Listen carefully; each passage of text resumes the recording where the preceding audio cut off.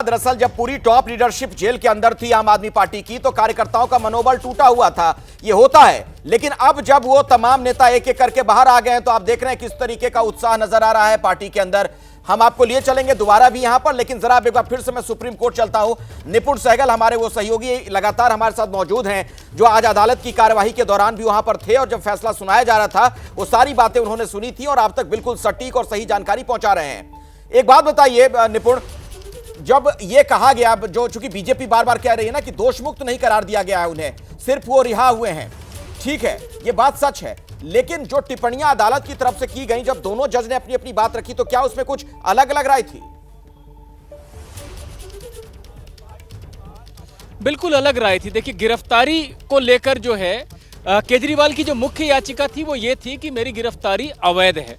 तो अगर supreme court ये कह देता कि हाँ, सीबीआई ने जो गिरफ्तार किया वो कानूनी रूप से गलत था, तो सारी बात ही खत्म हो जाती, जमानत या इन बातों की तो कोई जरूरत ही नहीं बचती। जब गिरफ्तारी ही गलत है तो रिहा हो जाते। लेकिन ऐसा नहीं हुआ है। सुप्रीम कोर्ट ने गिरफ्तारी को कानूनी तौर पर गलत नहीं कहा है। जस्टिस सूर्यकांत जो बेंच की अध्यक्षता कर रहे थे, उन्होंने गिरफ्तारी को सही कहा, लेकिन जस्टिस उज्जवल भुइयां ने उन्होंने गिरफ्तारी के समय पर सवाल उठाया। उन्होंने भी ये नहीं कहा कि तकनीकी रूप से गलत है या सीबीआई के पास पावर नहीं था। वो जो सवाल उठाया है उन्होंने, वो गिरफ्तारी पर सीधे सीधे सीबीआई को लेकर जो है, मतलब ये सवाल है कि जब ईडी वाले मामले में जमानत मिलने की एक सुगबुगाहट शुरू हो गई थी, उस समय सीबीआई ने गिरफ्तार किया 26 जून को, और उद्देश्य यही लगता है कि केजरीवाल को जेल में बनाए रखा जाए। तो जस्टिस भुइयां जो है इस बात से सहमत नजर नहीं आए कि सीबीआई को वाकई गिरफ्तार करने की कोई जरूरत थी। कानूनी शक्ति की बात नहीं है, कानूनी शक्ति थी सीबीआई को, लेकिन 2023 में आखिरी बार पूछताछ की गई थी। उसके बाद वो न्यायिक हिरासत में थे। ईडी वाले मामले में 1 साल के बाद अचानक जब ईडी वाले मामले में अंतरिम जमानत की सुगबुगाहट शुरू हो गई, तो सीबीआई ने एक दिन उन्हें गिरफ्तार कर लिया। जस्टिस भुइयां इससे सहमत नजर नहीं आए कि ये तरीका या इस तरीके से गिरफ्तार किया जाना सही था। तो दोनों जजों की थोड़ी थोड़ी मतभिन्नता इस बात को लेकर रही, गिरफ्तारी को लेकर, लेकिन रिहाई को लेकर, जमानत को लेकर और कानूनी प्रक्रिया लंबी चलेगी इसलिए रिहा कर देना चाहिए, इस बात पर दोनों सहमत थे। अच्छा निपुण, एक और बात, आपका जो अपना अनुभव तजुर्बा रहा, आज से 12 साल पहले भी आप अदालत में खड़े थे जब पिंजरे का तोता सीबीआई को बताया गया था। आज 1 दशक से ज्यादा वक्त गुजर गया, आज भी आप अदालत में मौजूद थे और उसी तरह की टिप्पणी आपने सुनी है सुप्रीम कोर्ट में। मतलब सीबीआई जो सबसे बड़ी उम्दा एजेंसी मानी जाती है, प्रीमियर जांच एजेंसी है, उसकी कार्यप्रणाली अभी भी सवालों के घेरे में है। बिल्कुल सवालों के घेरे में है। और मैं आपको ये बताऊं कि जब यूपीए की सरकार थी, जब 2G घोटाला और कोयला घोटाला और उससे जुड़े मामले सुप्रीम कोर्ट तक आए थे, क्योंकि तमाम जो आरोपी थे वो राहत के लिए लगातार आ रहे थे और सुप्रीम कोर्ट मॉनिटर भी कर रहा था दोनों की जांच को। लेकिन सीबीआई जिस तरह से जांच कर रही थी, उसमें जस्टिस जीएस सिंघवी ने, मैं वहां खड़ा था उस समय, जब उन्होंने कहा कि आप एक केज्ड पैरेट की तरह, यानी पिंजरे में बंद तोते की तरह आप बर्ताव कर रहे हैं। तो यूपीए सरकार पर और सीबीआई पे तब सवाल उठाए थे। तब की भी सरकार यही कहती थी कि सीबीआई पे हमारा कोई नियंत्रण नहीं है, सीबीआई तो कार्मिक मंत्रालय के तहत आता है, सीबीआई एक स्वायत्त संस्था है। आज की भी सरकार यही कहती है, लेकिन कोर्ट को ऐसा नहीं लगता है, क्योंकि जो एक्शंस हैं, जो कार्रवाई है, वो कुछ और बात कहती है। तो कहीं ना कहीं ये टिप्पणी जो है ये दिखाती है कि पिछले 12 सालों में कुछ बदला नहीं है खास। भले ही जो भी सरकार जिस वक्त सत्ता में हो ये कहे कि हम सीबीआई के काम में कोई दखल नहीं देते और वो अपना काम करती है, लेकिन सीबीआई के काम ऐसे होते हैं कि 12 साल के बाद भी सुप्रीम कोर्ट को ऐसा ही लग रहा है और सुप्रीम कोर्ट को वो टिप्पणी दोहरानी पड़ रही है। जी बिल्कुल, मैं आता हूं निपुण आपके पास, फिर से आगे हम बातचीत करेंगे, लेकिन अब जरा देखते हैं आम आदमी पार्टी के दफ्तर में इस वक्त क्या स्थिति है, क्या कुछ वहां पर हलचल नजर आ रही है। दीपक रावत वहां पर मौजूद है, मेरे सहयोगी, लगातार आज सुबह से हर खबर आप तक पहुंचा रहे हैं। दीपक, जरा वहां कुछ लोगों से भी बातचीत करिए, ये कार्यकर्ता अब क्या कह रहे हैं अरविंद केजरीवाल को जो जमानत मिली है उस पर।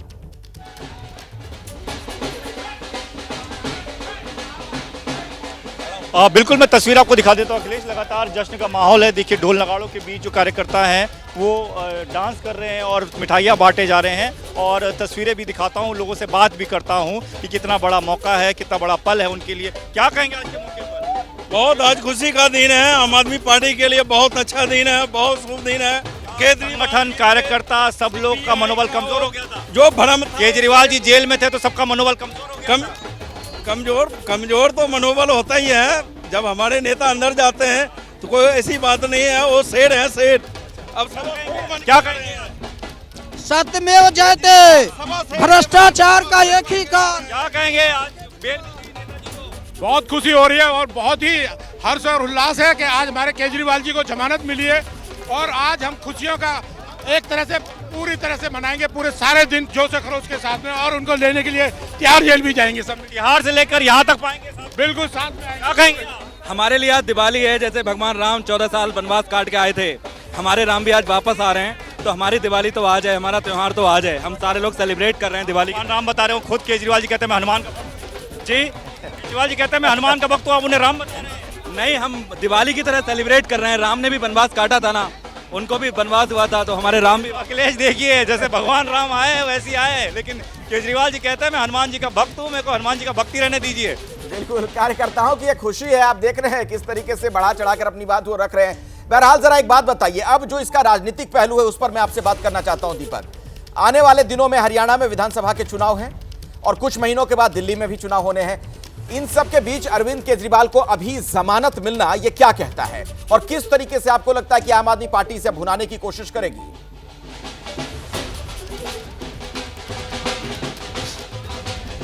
और देखिए, अरविंद केजरीवाल की जमानत इसलिए भी जरूरी थी, अगर उसको दिल्ली के परिप्रेक्ष्य में देखें तो दिल्ली में सरकार का कामकाज ठीक प्रकार से नहीं चल पा रहा था। उसके पीछे का बड़ा रीजन ये कि दिल्ली में जो कैबिनेट होती है, कैबिनेट मुख्यमंत्री के साथ होती है। मुख्यमंत्री नहीं है तो कैबिनेट की मीटिंग करेंगे कैसे? कैबिनेट में नए डिसीजन पास कैसे होंगे? फाइलें साइन कैसे होगी? कैसे उपराज्यपाल तक जाएगी और कैसे वो जमीन पर लागू हो पाएंगे? तो ऐसे में अरविंद केजरीवाल को सशर्त छोड़ा तो जा रहा है, लेकिन अभी भी वही शर्त है जो ईडी के टाइम पे दी गई थी कि वो साइन नहीं कर पाएंगे, एलजी की मंजूरी लेनी पड़ेगी। तो अभी भी मुश्किलें कम नहीं हुई अरविंद केजरीवाल की, अगर वो बाहर भी आ जाते हैं तो। लेकिन साथ ही साथ इसलिए भी उनका बाहर आना जरूरी है। अगर आप मुख्यमंत्री के तौर पर न देखें, एक संगठन के मुखिया के तौर पर, एक पार्टी के मुखिया के तौर पर देखें तो दिल्ली में चुनाव है और चुनाव से पहले आपने देखा कि अरविंद केजरीवाल के जेल जाने के बाद से अब तक 3 से 4 विधायक जो हैं वो पार्टी छोड़कर जा चुके हैं। बिल्कुल, वो साइड इफेक्ट देखने को मिलने लग गया था अरविंद केजरीवाल के जेल जाने का साइड इफेक्ट।